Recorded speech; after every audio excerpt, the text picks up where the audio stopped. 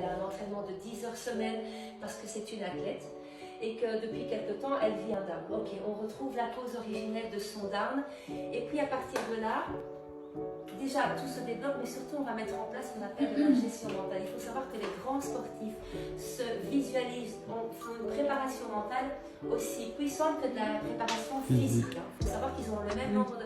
Et que je vais même dire qu'à compétence égale, le sportif qui se prépare pas mentalement, il arrivera toujours deuxième ou troisième. Le sportif qui se prépare mentalement, il est toujours premier du podium, il a la médaille d'or. Ça c'est une certitude aujourd'hui, ça a été prouvé en neurosciences. On met les capteurs donc de l'électroencéphalogramme, au niveau de la tête. Le sportif il est au repos, mais il se voit en train de s'entraîner avec les micro-mouvements, la précision, le souffle, etc. On voit toutes les zones du cerveau qui s'activent. C'est d'une puissance incroyable. Après, quand il va sur la piste, eh bien son cerveau l'a déjà vécu, puisqu'il faut savoir que le cerveau ne fait pas la différence entre le réel et l'imaginaire. Pour lui, si les yeux fermés, vous vivez une situation, vous l'avez vécu.